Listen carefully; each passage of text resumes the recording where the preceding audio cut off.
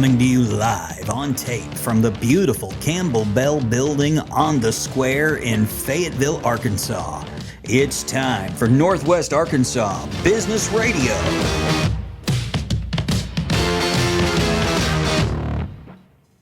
Good afternoon, ladies and gentlemen. My name is Adam Robison, and you have found us once again on your internet radio dial. It's time for Northwest Arkansas Business Radio, right here on Northwest Arkansas Business Radio X, the place where the people of Northwest Arkansas come to hear excellent people doing excellent things. And I know you're like me. You carry an appreciation for Northwest Arkansas.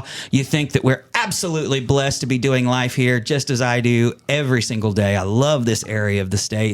And I love the conversations that we get to have with great people. We've got one right here to my left. This is Becca Ferguson. Becca is a therapist in Northwest Arkansas. She comes highly recommended by someone very special to me, but I'm going to leave that there. And so excited that you're here on Northwest Arkansas Business Radio. Welcome. Well, thank you so much. I'm so excited to be here. Yeah, I'm excited that you're here. We've had some really interesting conversation getting started this morning. And so sounds like you are a Jane of all trades, and you've done quite a bit, right? Just a little bit, yeah. I've been in pretty much every career field that you can be in except for construction. Really? So, unless you count that birdhouse that I did when I was in third grade. There you go. Then, Dude, never mind. Done everything. I could totally see you like on the back of a jackhammer, just like... I don't know.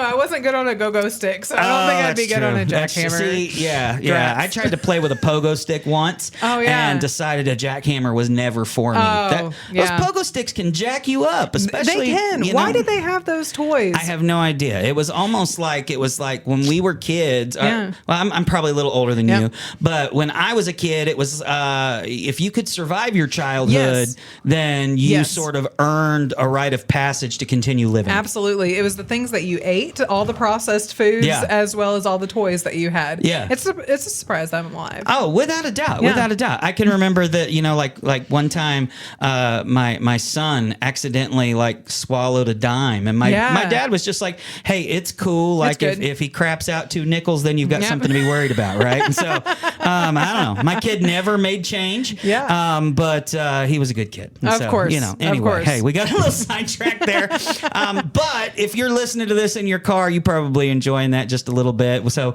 let's go ahead and get down to business. Becca Ferguson, tell us about your practice. Tell us about the patients that you like to see and all that good stuff. Yeah, so I'm the owner of the therapy office in Springdale, and the therapy office actually, it's themed after The Office TV show. Cool. And so I talk about my husband a lot, but the only thing that we have in common is that TV show. And so we don't like a lot of things at the same time, but we love The Office. And so when I was coming up for a name for it, I was like, Renewing Minds, Spring of Happiness, or Brain Power Shenanigans. I don't know what it is. I kind of like that. Brain Power Shenanigans. Well, he just looked at me and said, why don't you just call it the therapy office? And I was like, you know what? Dude, seriously, why do you have to have all of the good ideas just like that? So, my wife's the same way. She just, it's like this stuff just pours out of her, right? Yes. She teaches 1st through 4th graders all day. In fact, last night she was out camping with about 40 of them from her school because it's something that they do at her school. It was incredible. I went up there just to bring her a pillow and all this stuff. And all these kids. And I'm just like, there's no way I could do that. I don't know. No. I don't know how teachers do it. I don't know how teachers know. Anyone that's under 18 is usually not in my wheelhouse. Because I used to work with teenagers in a church setting, and I realized I love Jesus, but not enough to work with teenagers. And so I hear that. It's the parents that make it or break it for me, and so it was a difficult transition. But I primarily work with adult women. Okay. That are in the helping profession. So I love working with therapists. I kind of branded myself as the therapist that works with therapists. Nice. And so I love working with, anybody that works in hospitals, teaching settings, anything of that nature. That's something that's really, really important to me because helpers just don't have a lot of help. We're kind of put in this area where we're just supposed to help people all the time, and we don't have like the space to be able to give ourselves what we need. Right. Yeah. Right.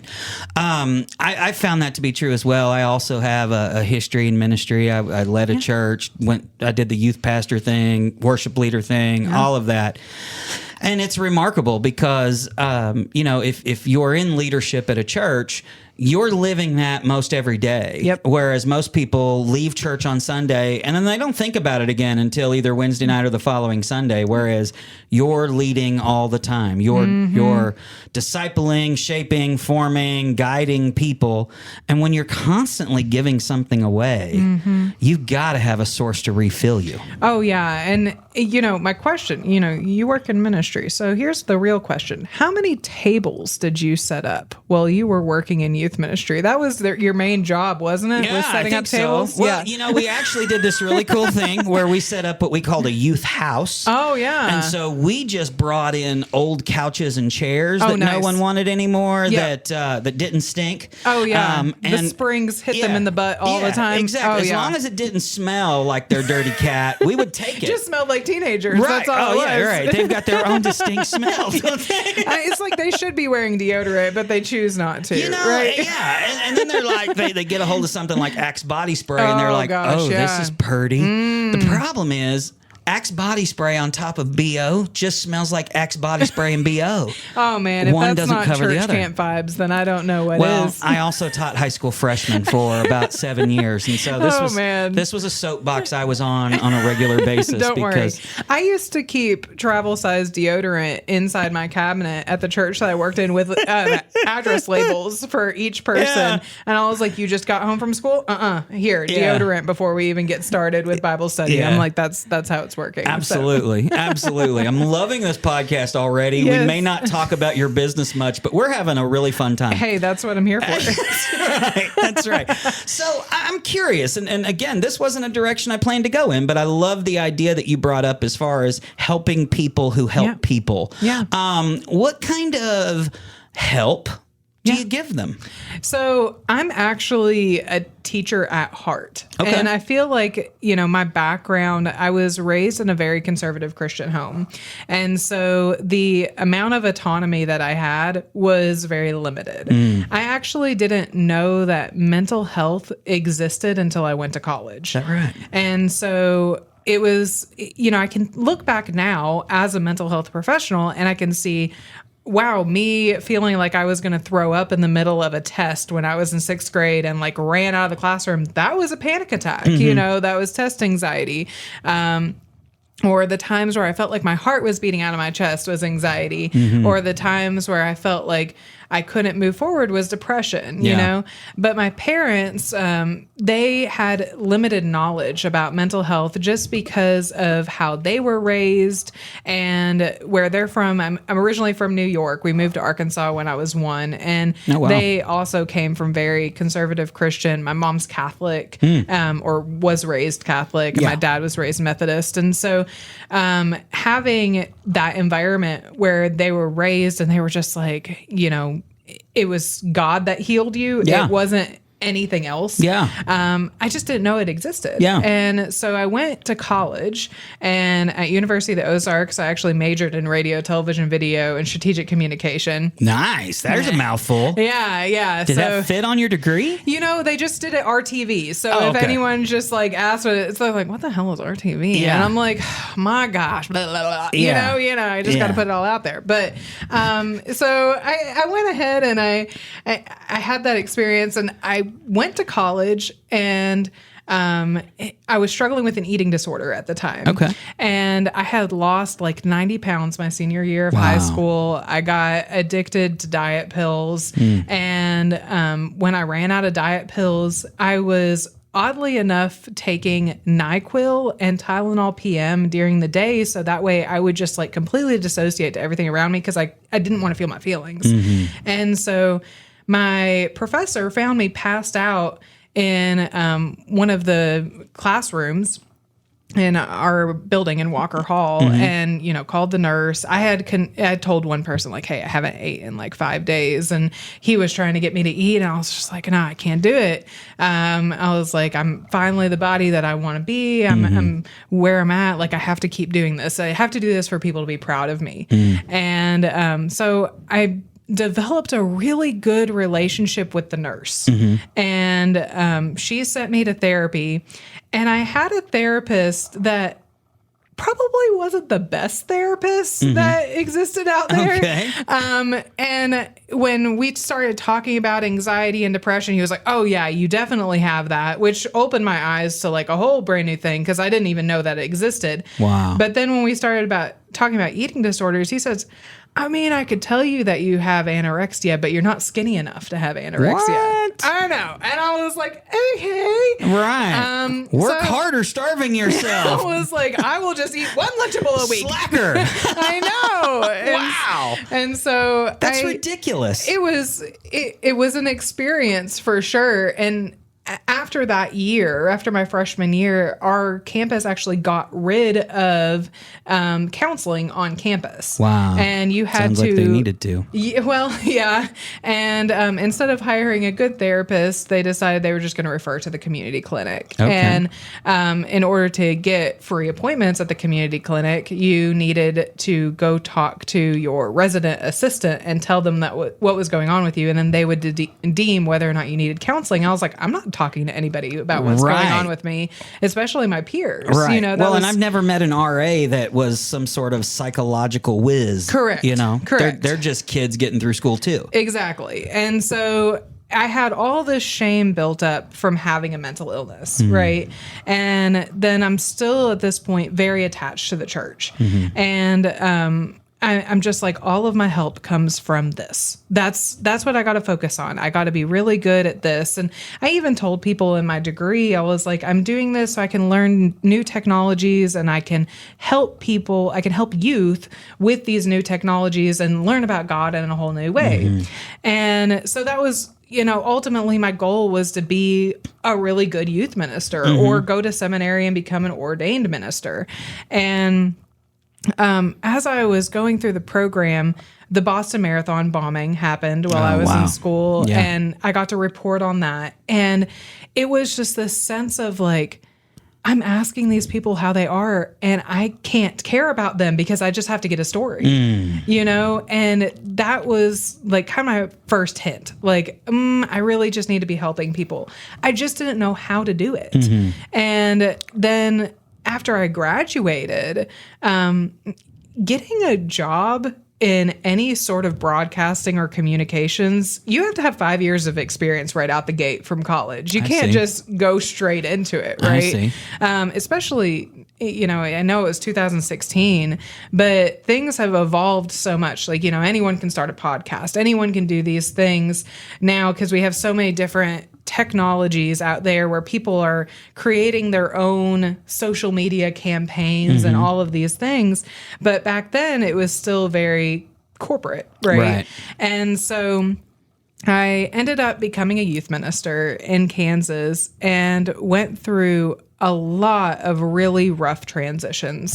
I went to Kansas to try and get away from Arkansas for a little bit, get some fresh perspective, and the church treated me absolutely awful. And they ended up putting me on a mental health leave and said like, hey, you can't do this well enough. Like you are struggling. You're not there. Like, we can't have you in the church. And so I was in a city where I had no friends, no nothing, 60 days, half my pay, and no benefits. And I saw a therapist. His name is Joel. And he owns a practice in Wichita. Absolutely love him to death. And I sat through and I talked with him about all my relationship problems, all the things I was running away from, all the struggles that I had with the church, and finally came to a conclusion like, I can't stay here, And you have to have this license, can't go across state lines and everything. So Joel was like, if you go back to Arkansas, I can't be your therapist. Oh, wow. And I said, that's okay. And, Jesus doesn't pay for health insurance, so I didn't have any. He sure don't. Let me tell you. And so I had racked up a pretty penny of seeing him. And he looked at me, he said, here's what you're going to do. You're going to go back home. You're going to go to school. You're going to become a therapist. And then when a young woman who is struggling, just like you are, sits across from you on the couch and says, I have no idea how I'm going to pay for this, you're going to tell her that it's taken care of. And I was like, okay. And he said, don't worry about cost. Go be a therapist. Pay it forward. And so that experience that I had, having a communications degree and going into therapy, all my therapy professors were like, what the hell are you doing here? But I just learned in all of the things I was working with, like, I love PTSD.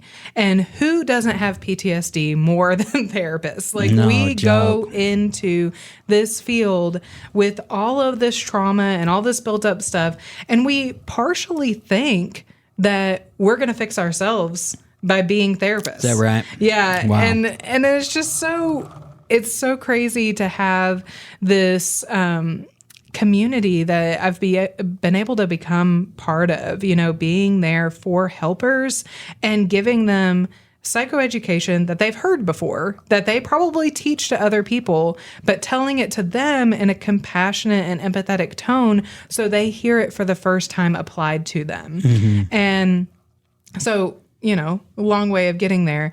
Every therapist, every helper has a backstory, but we don't always ask what those are, right? We don't always know all the trauma that people are carrying. It's my job to be that listener. It's my job to hold space for those people. And it takes a lot of boundaries and it takes a lot of work, but it's so, so worth it. Yeah. Because I love being able to be there for people and giving them that educational piece that is specifically built for them. Yeah, that's fantastic. So when it's time to share these teachings or lessons with your clients, is that just something that you think on, meditate on? How do you decide what you're going to give to people? So do you want the politically correct answer or do you want the Becca answer? Well, there's been nothing politically correct about this entire episode, so I think you should just give us the Becca answer. I literally pull it out of my ass sometimes. Okay. I'm actually, I'm a really good therapist. Hired. I'm coming to you every Wednesday. I love it. Finally, somebody will tell the truth. Man, no, there's a quote from Michael Scott in The Office that says, sometimes I'll just start a sentence and I don't really know where it's going. I just hope it finds itself along the way. Yes. And which, by the way, is podcast hosting. So just so you know. That's how it is being a therapist. Oh, too. Perfect. Well, then we have a lot in common. Yeah. So I'm not going to hair flip or anything like that, but I got an award for impromptu speaking when I was in FBLA in high school. I made up a story about a friend dying. It made everyone cry and I got the award. It was perfect. Perfect. Classic American Idol strategy, right? I know. I'm the next American Idol because I've suffered through insert the blank. Yes. It was perfect. And my friend ran into a mailbox and died. Apparently, it just caught the judges. It worked. So whatever Becca can pull out of her ass, it's perfect. But no, psychoeducation. I actually kind of learned it modeled from my OBGYN. Okay, so this is really... What? Yeah, I know. Okay, but I'm listening. Go with me on this. All right. So I've had a lot of, female issues throughout my whole entire life. I had an ovarian cyst that was 7 inches and destroyed one of my ovaries. And I went to the ER 3 times in my freshman year. Painful, I've heard. Oh, yeah. It's horrible. Wow. And completely destroyed my ovary. But I had gone to the ER 3 times. The doctor didn't listen to me, said I just had anxiety. I was just a dramatic college student. all that kind of stuff. On the third time, I said, you are putting me in every single machine to figure out why I'm in so much pain. Yeah. And they were like, oh, wow, you have this giant cyst and you could die from this. And I was like, cool. And so they took my ovary and they, without telling me, because, why tell the woman what's going on with her body? That would just be ridiculous. Yeah. Boy, you just bridged into an entirely different conversation. Oh, yeah. So I'm going to be careful with that. It's just a whole thing. But the OB that I was with was horrible. Didn't ever tell me what was going on with my life. And then my OB that I have now, love her to death, refer everyone to her. She took her time with me. And I remember this one time asking her a question. And she just looked at me and she just goes, hold on a second. Let me think about that.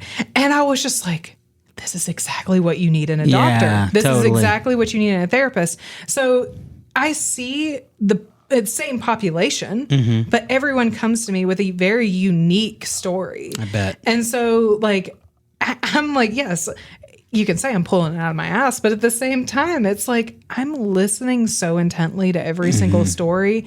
And I'm like, what's the common theme here? What do we need to address? So good. And so it's like having that experience with my OB and her spending the time with me. We went through so many different birth controls for pain management, so many conversations about what it would look like if I tried to get pregnant, so many conversations about everything, right? And just like having someone that was like, I'm not worried about making it on time for my next appointment. My patients understand that I take time for them. And just being able to be present for a human being and let them know that they're listening. Absolutely. And that's how I teach. That's how I like to build plans. I like to know how people learn. And I like to speak directly to them. If they're a visual learner, I had one person that was sitting on my couch the other day and I literally got a whiteboard out and I said, here, draw what you're feeling. I'm like, write this word so you can see what you're saying. I've had people, like I have a Google Doc that I share with one patient that she writes a journal every single week of everything that's going on. And then I go in the day before the appointment and I comment, I put like little edit comments on there and like, hey, you're doing a good job. No, this is great. I love it. And then we go through and share screen and we write on the Google Doc in the middle of the session. And so it's like, I'm not your traditional just sit on the couch and listen type kind of therapist. I'm like, you come to me because you want to work on this. Yeah. Let's work on it. Yeah. And so it's fun. I really enjoy what I do. Yeah, it's incredible. I know that therapy itself is often referred to as putting in the self-work, right? Yes. And so I love what you said there because sometimes I wonder what kind of self-work am I putting in if I'm in a passive role on a couch? Yeah. You know what I'm saying? And so I love the fact that you insert your patients into more of an active role, into discovering what they're going through and how they're feeling and all that good stuff. That's fantastic. Becca, this conversation just took a life of its own, believe it or not. We're already out of time. So if people want to know more about the therapy office or they want to follow you on socials or whatever, why don't you tell them how we can learn more about Becca Ferguson and the therapy office? Absolutely. So if you want to know more about me, I have two businesses. I've got me as an individual and I've got the therapy office. So if you want to know about the therapy office, if you're a helper and you want to be able to reach out to me for help, then go to thetherapyofficear.com. Unfortunately, a person with a really bad website stole the domain for thetherapyoffice.com. No way. Yes, I know. And it's not even in Arkansas. And I'm a little disappointed in it. So thetherapyofficear.com, or you can check out BeccaFergusonLPC.com. If you're new to therapy and you don't know if it's something that you want to work on, BeccaFergusonLPC.com has online courses that are self-based, on demand, that you can go check out. Self-care versus self-comfort, SMART goals, the wise mind, and another one that I can't remember off the top. Oh, the window of tolerance, trauma. Okay. Yeah. So, guess you tried to bury that one deep. Oh, right? Yeah. Just like my trauma in general. Right. Me too. And if you just happen to be listening to this and you're like, wow, I have a lot of anger problems, then I have a court-mandated anger management on demand course on my website too. So, wow. If you need to go check that out, BeccaFergusonLPC.com or thetherapyofficear.com. Follow me on all of the socials as at Becca Ferguson LPC. Yeah. So for what I'd like to think we did here this morning is not only have a fun conversation, but hopefully for someone that's listening out there debating whether or not therapy is for them, do I need to find someone to talk to? My hope is that by you and I joking around and being a little silly, we've created maybe an easier on-ramp for someone to give you a call and all that good stuff. So I usually leave the episode with tell us how we can find you, but I just feel in my heart right now that when I usually need to follow that when I feel it, if there is somebody out there listening that says, you know what, I've been thinking about, maybe it's time for me to find someone to talk to. Is there some sort of internal litmus test or something like that that people can say, okay, I checked this box and this box. I probably really do need to find someone. You know, there's a lot of resources out there for sure. Here's the thing. As a therapist and as a human being, I feel like this is so important. Listen to yourself. You know, if you're over here like, do I need this?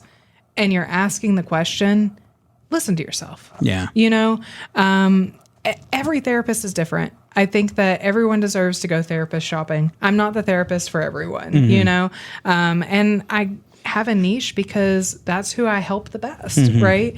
And so if you're considering therapy or if you're in crisis and you need to talk to someone, you can go on Psychology Today to look for a therapist that matches your unique needs, or you can go for in-crisis situations, you can use the number 988 to get in contact with the suicide hotline or the Arkansas Crisis Center, or text it to talk to a crisis counselor right away. And they always have resources that you can use as well. There's no shame in it. Even when I used to work with the suicide hotline, I used to use it myself whenever I had anxiety and needed to talk to someone. Really? So there's a lot of times where it's just listening to your gut. If you feel like there's no shame in it. Mental health is now becoming something where people are now talking a little bit more openly about it. It's a little harder in Arkansas, but we're coming around to it. So let's go ahead and expand it. Yeah, absolutely. And what I've noticed is when I tell people that I have a therapist, it's less of the whole like, oh, must be something wrong with him, and more like, wow, you treat yourself that good? Oh, yeah. You know, it's like, it's almost like what cruising used to be for vacationers. It was only the people that really understood how much of a bargain and fun time cruises were. Now everybody goes on cruises, right? Oh, of course. And so, I still haven't, though. I need to do that. I need to put it. You so need to. I watched the Titanic too many times. Dude, for real. But the water's warmer in the Caribbean than it is in the North Atlantic. So, you know, you do have to consider that. Anyway, I guess. Guys, we're just having too much fun. If I don't put an end to this, we'll keep going all day, and then you'll lose complete focus and track of what you're doing. Thank you so much for tuning in to today's episode. Becca, I think you and I need to do this again more than once. You're super easy to talk to, and I laughed a whole lot, but I also learned a whole lot too. So for Becca Ferguson and the Therapy Office, my name is Adam Robison. You've been listening to another podcast on Northwest Arkansas Business Radio X. We will see you next time.